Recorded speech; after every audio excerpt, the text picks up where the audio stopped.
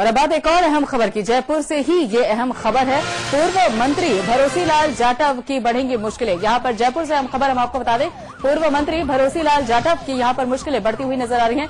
CID CB को high court का आदेश मिला है। यहाँ पर हाईकोर्ट ने सीआईडी सीबी को आदेश जारी किया है, जल्द से जल्द पेश करे जांच रिपोर्ट। यहाँ पर रिपोर्ट को जल्द से जल्द पेश करने की बात कही गई है। निष्पक्ष एवं प्रभावी हो जांच, किसी भी तरह का कोई भी पक्ष न लिया जाए और पूरी तरह से प्रभावित हो जाए, ऐसा यहाँ पर कोर्ट ने नोटिस जारी किया है। जस्टिस MC शर्मा ने जारी किया है आदेश। अवैध खनन पट्टों के मामले में फंसे थे जाटव और सरकार की कराई थी यहाँ पर किरकिरी। जाटव को गंवाना पड़ा था अपना मंत्री पद भी। जाटव को अपना मंत्री पद भी इस पूरे मामले के चलते गंवाना पड़ा था और सीआईडी सीबी को हाईकोर्ट ने यहाँ पर आदेश दिया है कि जल्द से जल्द यहाँ पर रिपोर्ट पेश की जाए और बिल्कुल निष्पक्ष होनी चाहिए और प्रभावी होनी चाहिए जांच। सीआईडी सीबी को यहाँ पर हाईकोर्ट ने आदेश जारी कर दिया। जल्द ही यहाँ पर रिपोर्ट तैयार करने की बात कही गई है और उसके साथ साथ बिल्कुल निष्पक्ष और साथ ही प्रभावी रिपोर्ट बनाने के आदेश जारी हुए।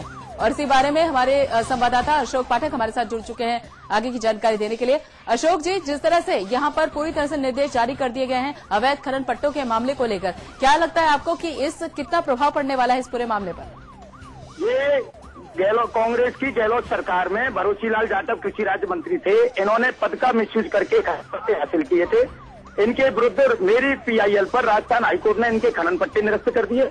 इनके विरुद्ध मुकदमा दर्ज हुआ, लेकिन बड़े दुर्भाग्य की बात है गहलोत के संरक्षण के चलते आज तक इनको गिरफ्तार नहीं किया गया। जबकि ये 1 अक्टूबर 11 का मेरा FIR दर्ज थी, कोर्ट के आदेश पर FIR दर्ज थी, सारे सबूत उसमें दर्ज है, लेकिन अभी तक सीआईडी सीबी ने कोई कार्रवाई नहीं की थी।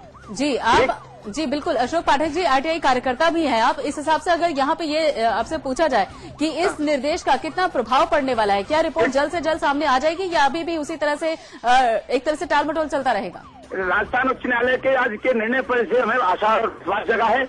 और जो अपराधी व्हाइट कॉलर क्रिमिनल हैं, जो तिहाड़ जेल के अंदर होने चाहिए, जो इनकी जेल में जगह होनी चाहिए, वो सरेआम खुलेआम घूम रहे हैं अवैध खनन के अपराधी। तो इससे बहुत बड़ा विश्वास जगा में अवैध खनन का कारोबार पर भी लगाम लगेगी। जी बहुत बहुत शुक्रिया अशोक जी हमसे जुड़ने के लिए। तो यहाँ पर जल्द से जल्द रिपोर्ट पेश करने की बात कही है। कोर्ट ने निर्देश जारी किया है कि बिल्कुल प्रभावी और निष्पक्ष जांच होनी चाहिए। और इसी बारे में हमारी जानकारी देने के लिए हमारे bureau chief JP Sharma ji हमारे साथ जुड़ चुके हैं। JP जी, यहाँ पर लगता है आपको कि जिस तरह से आदेश जारी किए गए हैं उसके बाद अवैध खनन उस पर किसी भी तरह की लगाम लगेगी?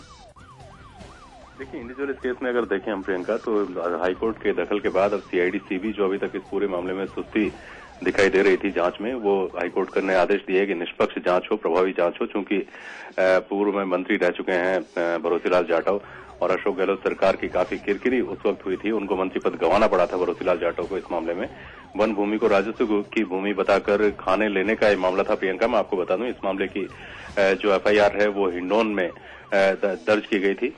और ये अब हमको उम्मीद करनी चाहिए कि इस मामले में हाईकोर्ट के दखल के बाद मामले की तेजी से जांच होगी और किसी न किसी कंक्लूजन तक ये मामला बहुत जल्द पहुंचेगा। जी, लेकिन इसमें एक अहम सवाल ये भी उठता है JP जी की जिस तरह से यहाँ पर मंत्री पद पर रहते हुए एक तरह से पूरा ये गोरख धंधा चला था, उसके बाद यहाँ पर आगे भी चल के अभी भी अगर देखा जाए तो विधानसभा सत्र में भी ये मुद्दा बजरी खनन का काफी अच्छे से उठाया गया था, काफी गर्माहट रही थी इस मुद्दे की वजह से सदन में।